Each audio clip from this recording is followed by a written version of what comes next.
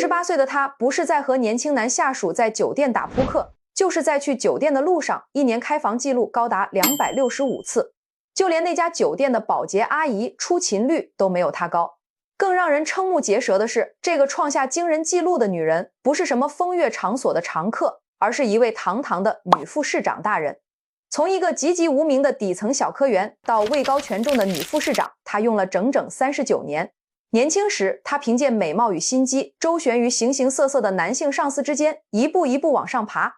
等到大权在握，坐稳位子之后，她又反手开始猎杀自己的年轻男下属，把权色交易完成了一门双向闭环的生意。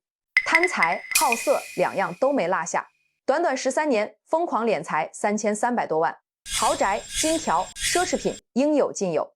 而他治下的庆阳市有5个县同时挂着国家级贫困县的帽子。大家好，我是微笑。今天的女主角说起来真的相当劲爆，她就是原甘肃省庆阳市副市长吴丽华。2024年4月18日，甘肃省陇南市中级人民法院的法锤沉沉落下，一段跨越39年的传奇人生就此画上了一个令所有人都始料未及的句号。站在被告席上的是一位58岁的女人，她叫吴丽华，曾经的甘肃省庆阳市副市长。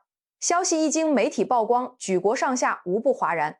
网友们纷纷惊叹，有人称她为中国有史以来最忙碌的女贪官，也有人封她为精妙的时间管理大师。让人们如此津津乐道的，并不是她贪污受贿的金额，那个数字放在今天的大案要案里其实算不上最骇人听闻，而是调查人员在某家豪华酒店里翻出来的那一份开房记录，短短1年时间265次，平均下来不到1.5天就要开1次房。就连那家酒店里每天辛勤工作的保洁阿姨都感到汗颜。那么这个女人为什么会变成这样？她的故事还得从她小时候说起。1965年3月，吴丽华出生在甘肃省庆城县。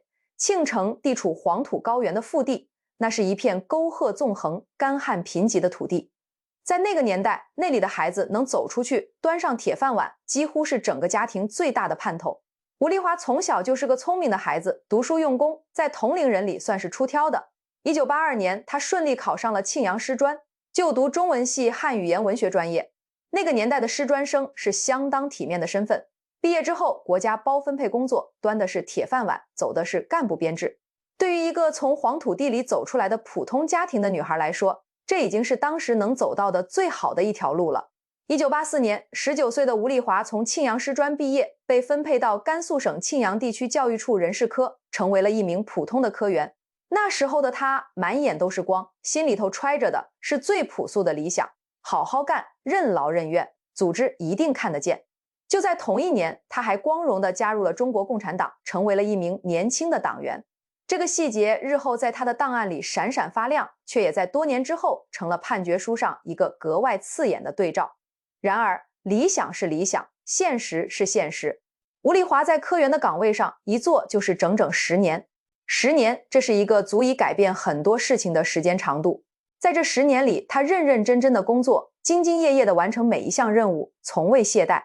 然而，那个叫做晋升的东西，始终和他保持着一段若即若离的距离，看得见，摸不着。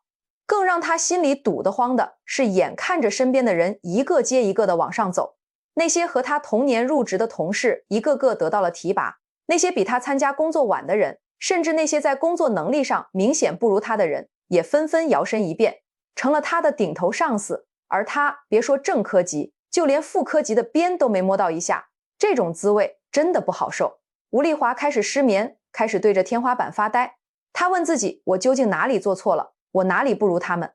带着这份压抑已久的疑问，他开始暗中观察身边的人。这一观察就观察出了味道。原来那些升迁最快的人，个个都精通一套他从前不屑于学的本事，人情世故。逢年过节，大包小包的往领导家里送，日常工作里嘘寒问暖，把领导哄得高高兴兴。而那些职务蹿升最快的女同事，无论长相好看不好看，都有一个共同点，往领导办公室和领导家里跑得最勤。这个发现让吴丽华如梦初醒，他痛定思痛，开始重新盘点自己手上的牌。家里没有背景，没有任何一个亲戚能在官场上帮他一把，口袋里没有钱，逢年过节送礼这条路对一个普通科员来说根本走不起。他翻来覆去的想，最后把目光停在了镜子里。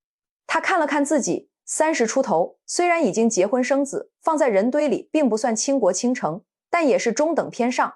成熟的面容里透着几分妩媚的韵味。回想起这几年，其实也有不少男性领导曾经对他另眼相看过，只不过那时候的他一心只想着工作和家庭，根本没往那个方向想。现在他想了，一个改变命运的决定就在这样一个平常的夜里悄悄成了形。下定决心之后，吴丽华做的第一件事不是急着行动，而是继续观察，继续思考。他是聪明的，他知道广撒网那一套低级操作既费力又容易在单位里落下画饼，风险极大。他要做的是精准出击。他给自己制定了一条铁律，只盯着那些手握人事大权的上司。在观察这些目标的过程中，他练就了一双越来越毒的眼睛。仅凭几次日常接触，他就能把一个人的性格底细摸得七七八八。哪个领导刚硬冷漠，不吃情感那一套？哪个领导内心孤独，渴望被人崇拜？哪个领导在家里受到冷落，情感上有所缺失？摸清了底细之后，他再有针对性的出手。他给自己量身定制了一个角色，婚姻生活不幸，在工作上迷茫无助，渴望得到指点的弱女子。这个人设精准地踩在了那些中年男性领导最柔软的地方。他以汇报工作为名，开始频繁出现在这些领导的视野里。今天送一份文件，明天请示一个工作思路，后天又来汇报一件小事。每一次出现，他都打扮得体，说话温婉，把领导哄得舒舒服服。更绝的一招是他特别擅长制造独处的机会。他会约领导在下班之后深入探讨工作思路，两个人在一个相对安静的空间里，不受外界打扰地聊上很长时间。有时候一聊就到了大半夜。在那些漫长的夜里，距离一点一点地拉近，气氛一点一点地变得暧昧，接下来的事情也就顺理成章了。有一句话对他来说是最好的注脚，最优秀的猎手总是以猎物的形式出现。吴丽华正是这样一个猎手，功夫不负有心人。1997年11月，在那块冷板凳上苦苦熬了整整11年之后，吴丽华等来了他的第一个转机。他被任命为甘肃省庆阳地区妇联的正科级秘书。在外人眼里，这不过是一次普通的晋升，但对于吴丽华来说，这是他在一个几乎对他完全关上门的系统里，用自己的方式强行撬开的第一道缝隙。有了这个开头，后面的路走得越来越快，快得让旁人目瞪口呆。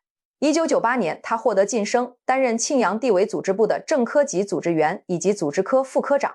2001年，他直接空降甘肃省华池县，出任县委副书记。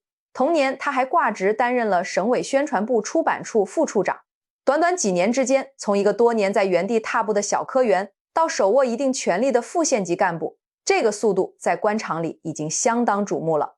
在这段飞速上升的岁月里，他的身后站着几个关键的男人，这些男人都是他的上级，都是他精准投放的对象。在外人眼里，他们不过是欣赏了他的工作能力，出于提携之心推他一把。但那些深夜里的工作探讨，那些在暧昧气氛中建立起来的特殊关系，只有当事人心里清楚。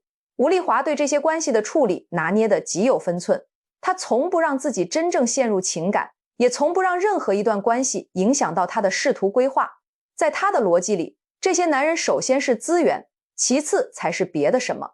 他掌握着每一个人的利益诉求，也掌握着他们内心最脆弱的那一根弦。他用情感为饵，用关系做网，把所有的资源汇聚到自己手中，如雪球般越滚越大。就这样，他踩着一条又一条船，从河的这一岸一步一步地走到了对岸。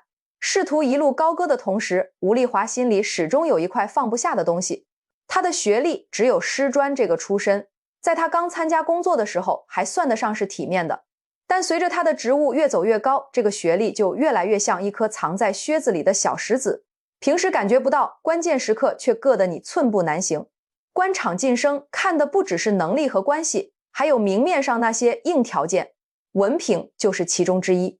吴丽华非常清楚这一点，于是他在百忙之中开始挤出时间恶补学历，先后2次进入中央党校函授学院攻读党政管理专业，拿下了2本资历证书。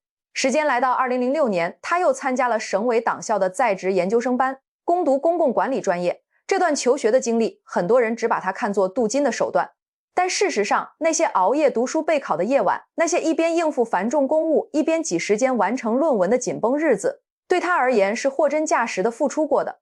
他不是一个只会走捷径的人，在捷径之外，他有自己的努力，有自己的坚持，也有着普通人少有的那一份意志力。只不过这份努力后来被他另一面的所作所为所遮蔽，几乎不再被人提起。文凭到手之后，效果立竿见影。2010年，吴丽华出任甘肃省环县县委副书记、县长。2011年升任正宁县委书记。2016年，他回到了家乡庆阳市，正式担任庆阳市人民政府党组成员、副市长。从一个籍籍无名的小科员到一地的实权副市长，这条路他走了整整32年。成为副市长之后，吴丽华的内心发生了一种微妙而深刻的变化。那些曾经拉他一把、推他往上走的男人们，如今一个个都已淡出他的生活。有些人退休了，有些人调任他处，还有些人已经先于他陷入了各自的麻烦，而他站在了那个让他觉得终于可以俯瞰四方的位置上，手中握着的是人事任免权、项目审批权，这些是他管辖范围内最实实在在的权利，也是无数人梦寐以求、争相靠近的资源。多年前是他主动奉上情感，换取男人们的提携，而今情势彻底翻转了，他成了那个手握筹码的人。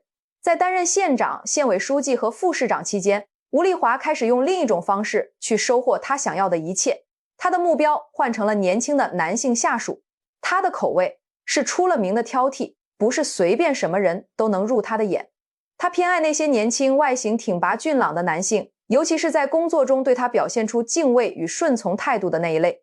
他有一套自己的方式，会若有所指地向对方传达心意，有时是半遮半掩的暗示，有时则是相当直白的表达。而他传递出的信号也从来不只是情感上的，跟着他提拔有、项目有、资源通通都有。这种软硬兼施的组合，对于那些正处于职业上升期、渴望得到机会的年轻干部来说，是极难抵挡的诱惑。有些人顺从了，他们告诉自己，这不过是官场里约定俗成的一种规则，是一种投资。他们压下内心的不安，选择了迎合，换来了升职，拿到了项目。也有人选择了拒绝。对于那些不识趣的，吴丽华处理起来毫不手软，一纸调令，把人发配到一个无足轻重的边缘岗位，从此永无出头之日。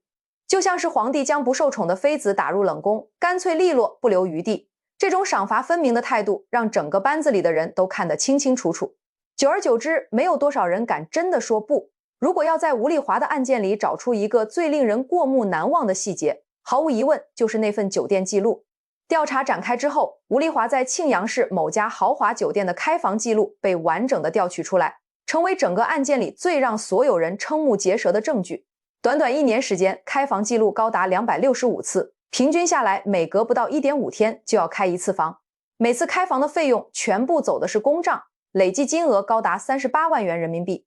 这个数字让很多人感到一种奇异的震撼，震撼到甚至想起了那句话，那家酒店的常驻保洁阿姨辛辛苦苦1年到头，出勤率大概也不过如此。但265这个数字背后藏着的远不只是一份令人啧舌的账单，那些深夜进出酒店房间的故事，每一个都有它自己的来龙去脉，都有一张面孔、一段情绪、一种或热烈或凉薄的纠缠。有的是他多年前便已建立起的老关系，逢到时机便续上一段；有的是他以副市长的身份向年轻下属传递压力与诱惑之后的结果。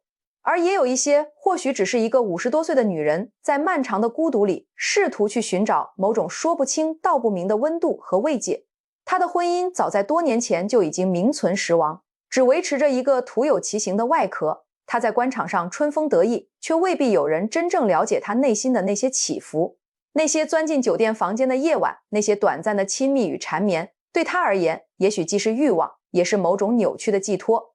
只是这一切最终都变成了白纸黑字的记录，成了他无法辩驳的罪证。